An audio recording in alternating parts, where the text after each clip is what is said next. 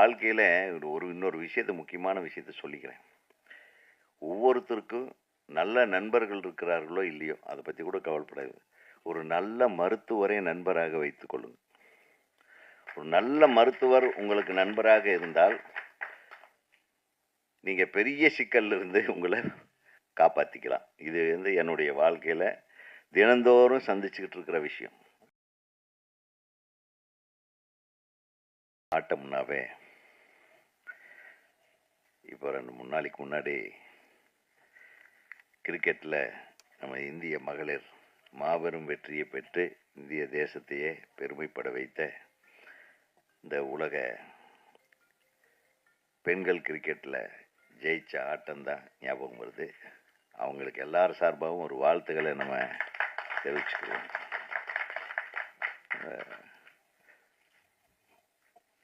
பொம்பளை பிள்ளைங்க ரொம்ப ஒரு முடிவு எடுத்துட்டா அதில் இருந்து கண்டிப்பாக ஜெயிச்சிருவாங்க. அதே மாதிரி கால்பந்தாட்டம், கபடி ஆட்டம்னு பல ஆட்டங்கள் இருந்தாலும் இந்த ஆட்டம் செம ஆட்டமாக இருக்கு. சூதாட்டம்.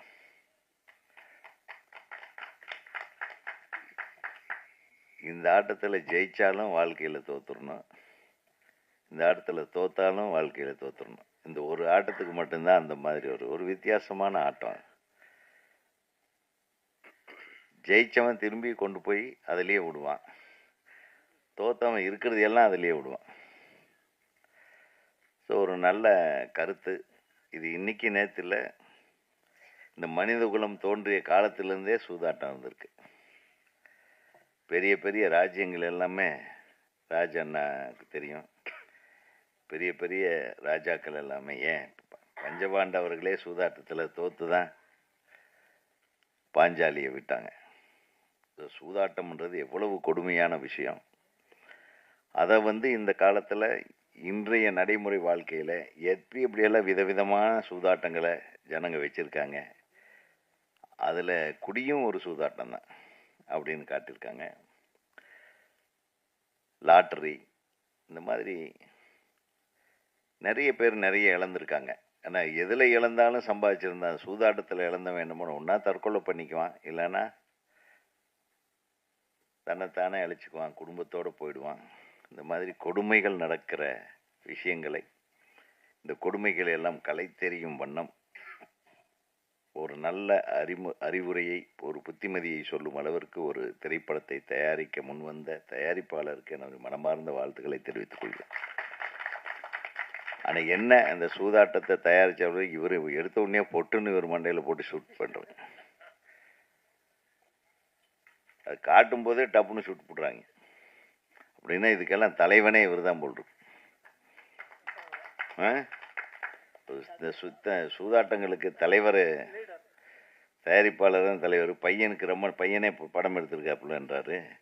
அவர் ரொம்ப நாளாக அப்பா மேலே இப்படி ஒரு கடுப்பில் இருந்திருக்கான் போல் இருக்கு. தம்பி எப்படியாவது ஒரு நாள் போட்டுருணுன்ட்டு, என் தம்பி சும்மா காமெடியாக சொல்கிறேன், படத்துலையாவது சுற்றுவோமே அப்படின்ட்டு சுட்டுருக்காரு. நல்ல விஷயத்துக்காக சுட வச்சுருக்காங்க. இயக்குனர் யாருப்பா? எங்க? அப்படியா? சரி, இது இயக்குனர் இல்லாமையே இந்த உடம்பு சரியில்லையா? சரி, அவர் உடல்நலம் தேறி வரட்டும். இந்த படம் எல்லாமே நல்லா தான் பண்ணியிருக்காங்க. யதார்த்தமான கதைக்களம், யதார்த்தமான முகங்கள், ஒரு பெரிய நடிகர்கள் நடிகைகள் எல்லாம் இல்லாமல். ஆனால் ஒரு டான்ஸ் கொஞ்சம் நல்லா இருந்தது, செம்மையாக இருந்தது. என்ன ரொம்ப ரசித்து எடுத்துருக்கீங்க. ஏன்னா படத்தில் ஏதோ ஒன்று வேணுமில்ல. எப்பவுமே நல்ல அட்வைஸ் சொல்லும்போது சில நஞ்சு கலந்த விஷயங்களையும் சொன்னால் தான் அதை ரசிக்கும்படியாக கேட்பாங்க. இந்த மேடையில் என்னை விட மூத்தவங்க எல்லாம் இருக்காங்க. அண்ணன் குகநாத் அண்ணன், ராஜன் சாரு முதல்ல பேசிட்டு போகிறதாக நானே சொல்லிவிட்டு, அப்புறம் நம்மளையே முதல்ல பேச கூப்பிட்டதுக்காக நான் வருத்தப்படலை, சந்தோஷப்படுறேன்.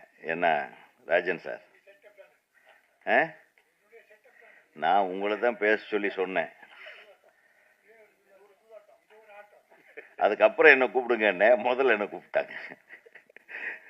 சரி, இந்த சூதாட்டத்திலேயாவது நான் ஜெயிக்கிறேனே, சந்தோஷப்படுங்க. அப்புறம் தம்பி பேரரசு இருக்கார். அவருக்கு மிகப்பெரிய வருத்தம் என்னென்னா, ஒரு ஹீரோயின் கூட இந்த மேடையில் இல்லை. அவர் பொதுவாக அவர் வந்தாருன்னா ஹீரோயின்ஸ் எல்லாம் இருப்பாங்க, அவருக்கு பக்கத்தில் சீட்டு போடுவாங்க. நமக்கு இந்த அந்த எனது ஆழ்ந்த வருத்தத்தை தெரிவிச்சுக்கிறேன் தம்பி. அதே மாதிரி பல நோய்களை குணப்படுத்தும் ஒரு மிக அற்புதமான மருத்துவர் டாக்டர் ராஜ்குமார் அவர்கள் வந்திருக்காங்க. ஏன்னா அவர் ரொம்ப நாளாக தெரியும் எனக்கு. லைஃப் லைன் ஹாஸ்பிட்டல்னு வச்சுருந்தார். இப்போது அவர் அருமையான சேவைகள். இப்போ ஒரு நல்ல யூடியூப்பில் ஒரு நல்ல நல்ல விஷயங்களை பதிவிடுறாரு. அதையெல்லாம் பாருங்கள் நீங்கள். இந்த யூடியூப்பு அப்படின்ன உடனே எனக்கு ஞாபகம் வருது. இப்போ தான் கொஞ்சம் நேரத்துக்கு முன்னாடி நான் பேசிகிட்டு இருந்தேன். இப்போ இந்த செல்ஃபோனில் டார்ச்சர் தாங்க முடியல. எல்லாம் நம்ம நண்பர்கள் தான் டார்ச்சர் பண்ணுறவங்க, வேறு யாருமே வெளியால் இல்லை. குடும்பத்துக்கு ஒருத்தன் கிளம்பிடுறான். காலையில் எழுந்திரிச்சோடனே குட் மார்னிங். அதுக்கப்புறம் அவன் எதை பார்க்குறானோ, அவன் படிக்கிறானோ இல்லையோ, அதை நம்மளுக்கு ஃபார்வேர்டு பண்ணுறதுல ஃபஸ்ட்டு கெட்டிக்காரனாக இருக்கான். காலையில் எழுந்திரிச்சு பார்த்தா ஒரு 600-700 மெசேஜ். ஃபோனு வேலை செய்ய மாட்டேங்குது. நம்ம ஒவ்வொன்றையும் அழிக்கிறதுக்கே ரொம்ப லேட் ஆகுது. நான் திருப்பியும் சொல்கிறேன், இந்த குட் மார்னிங் எல்லாம் டெய்லி போட்டிங்கன்னா நம்ம தொடர்ந்து இந்த மாதிரி போட்டே இருக்காங்க. தெரிஞ்சவன், நண்பன், எல்லாருமே வேலையே இதுதான். யாரோ ஒருத்தர் பெரிய ஒரு கட்டுரை ஒன்று எழுதியிருப்பான். அந்த தலைப்பு மட்டும் படிச்சுட்டு அப்படியே ஃபஸ்ட்டு நம்மளுக்கு போட்டுறதுல அப்படி ஒரு சந்தோஷம் அவனுக்கு. நம்மளை டார்ச்சர் பண்ணுறதுன்னு முடிவெடுத்து இவனை எப்படிடா பண்ணுறது அப்படின்றது.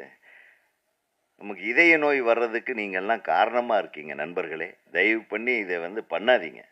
ஏன்னா கொஞ்ச நாளைக்கு முன்னாடி ஒரு சின்ன நிகழ்வு நடந்தது. இந்த மாதிரி சில தம்பிகள் போட்டுக்கிட்டே இருந்தானுங்க. நான் எடுத்த உடனே அந்த நம்பர்கள்லாம் நமக்கு மனப்படமாயிருது இல்லையா. கரெக்டாக ஒவ்வொன்றா பண்ணிட்டு டோட்டலாக டிலீட் பண்ணி விட்டேன். இப்படியே பண்ணிகிட்ருப்பேன். ஒரு நாள் போட்டிருக்கான், டிலீட் பண்ணிட்டேன். கடைசியில் பார்த்தா அவனுக்கு ரொம்ப உயிருக்கு போராடிட்டு இருக்கேன்னு எனக்கு உதவி வேணும்னு கேட்டிருக்கான். இதிலிருந்து என்ன தெரியுது? தேவையில்லாமல் ஒரு நண்பருக்கோ அல்லது குடும்பத்தினருக்கோ தேவையில்லாத நேரங்களில் தேவையில்லாமல் டெய்லி காலையிலேருந்து நீ குட் மார்னிங் சொல்லன்னா அவனுக்கு குட் மார்னிங்கே வராதா சொல்லுங்கள்? அதை அழிச்சிட்டான்னு வைங்க, அப்புறம் நீங்கள் எப்பாவது ஆபத்துலேயோ ஒரு பிரச்சனையிலையோ மாட்டும்போது நீங்கள் அனுப்புகிற ஒரு குறுஞ்செய்தியை அவன் படித்து பார்க்காமையே அழிச்சிருவான். இதுதான் இன்றைக்கி நான் சொல்ல போகிற மிகப்பெரிய செய்தி. அப்புறம் நான் கண்டுபிடிச்சி அந்த தம்பியை மருத்துவமனையில் அட்மிட் பண்ண வச்சேன் என்பதை உங்களுக்கு சொல்லிக்கொள்ள ஆசைப்படுகிறேன். சின்ன சின்ன விஷயங்கள் தான் நம்ம வாழ்க்கையில் மிகப்பெரிய தப்புக்கு, மிகப்பெரிய விளைவுக்கு காரணமாயிரும். தயவு பண்ணி டெய்லி குட் மார்னிங் போடுறத, தேவையில்லாத விஷயங்களை, நீங்களே படிக்க போர் அடிக்கிற விஷயங்களை அடுத்தவங்களுக்கு ஃபார்வேர்டோ பண்ணாதீங்க. உண்மையாகவே டாக்டர் ராஜ்குமார் சாருக்கு முதல்ல நான் யாருன்னு நினச்சிட்டு முதல்ல அழிச்சிட்டேன். அதுக்கப்புறம் ஒரு மேட்ரை சொல்லியிருந்தார் மருத்துவ சம்பந்தமாக, அருமையாக இருந்தது. அதிலேருந்து நான் அதை டெய்லி அவர் அனுப்பும்போதெல்லாம் நான் அதை ஃபாலோ பண்ண ஆரம்பித்தேன். இன்னும் ரொம்ப வருஷம் ஆச்சு நான் அவரை பார்த்து. ஆனால் அவர் என்னுடைய வாட்ஸ்அப் குரூப்பில் இருக்கார். எதுக்கு சொல்ல வரேன்னா, உலகத்தில் எவ்வளவோ நல்ல விஷயங்கள் இருக்குது. நல்ல விஷயத்தை தொடர்ந்து நம்ம ஃபாலோ பண்ணுங்க. சூதாட்டத்தை பாருங்க, சூதாட்டம் ஆடாதீங்க. இந்த ஆட்டத்தை நம்ம பார்க்கறதுக்காக படைத்த அனைத்து தொழில்நுட்ப கலைஞர்களுக்கும், தயாரிப்பாளருக்கும், இந்த படத்தை விநியோகம் செய்ய போகிறவர்களுக்கும், படத்துக்கு தியேட்டர் கொடுத்து இந்த படத்தை வெற்றி படமாக மாற்ற இருக்கிற தியேட்டர் அதிபர்களுக்கும் எனது மனமார்ந்த வாழ்த்துக்களையும் நன்றிகளையும் கூறி, இந்த படத்தை பற்றி நல்லா எழுதுங்க. இன்றைக்கி நாட்டுக்கு இது ரொம்ப தேவையான ஒரு டைட்டில். இந்த சூதாட்டம் எல்லாத்துலேயும் தான் சூதாட்டம். அரசியலில் சூதாட்டம், ஆளுமையில் சூதாட்டம், ஈவன் மருத்துவத்தில் சூதாட்டம். மருத்துவத்தில் இருக்கிற சூதாட்டம் என்னை விட அவருக்கு நல்லா தெரியும். தெரியாதனமாக இப்போதான் வாழ்க்கையில் இன்னொரு விஷயத்தை, முக்கியமான விஷயத்தை சொல்லிக்கிறேன். ஒவ்வொருத்தருக்கும் நல்ல நண்பர்கள் இருக்கிறார்களோ இல்லையோ அதை பற்றி கூட கவலைப்படாது. ஒரு நல்ல மருத்துவரை நண்பராக வைத்துக் கொள்ளுங்கள். ஒரு நல்ல மருத்துவர் உங்களுக்கு நண்பராக இருந்தால் நீங்கள் பெரிய சிக்கல்ல இருந்து உங்களை காப்பாற்றிக்கலாம். இது என்னுடைய வாழ்க்கையில் தினந்தோறும் சந்திச்சுக்கிட்டு இருக்கிற விஷயம். நல்ல மருத்துவர்கள் சொல்கிறேன் இல்லையா, உங்கள் மேல் பாசம் வைத்துள்ள ஒரு மருத்துவரை நண்பராக வைத்து கொண்டால் உங்களுக்கு நிறைய நன்மைகள் கிடைக்கும். அது நல்ல ஆட்டம். என்ன, தப்பாக அவசரப்பட்டு பக்கத்தில் ஒரு ஹாஸ்பிட்டலில் போய் நுழைஞ்சிட்டேன்னு வைங்க, அது சூதாட்டத்தை விட மோசமான ஆட்டமாக இருக்கும். ஆக இது எல்லாம் பேசக்கூடியவங்க நிறைய பேர் இருக்கிறதுனால இந்த படம் மிகச்சிறந்த படமாக வந்திருக்கிறது என்பதை பார்த்தாவே தெரியுது. எல்லாம் புதுசாக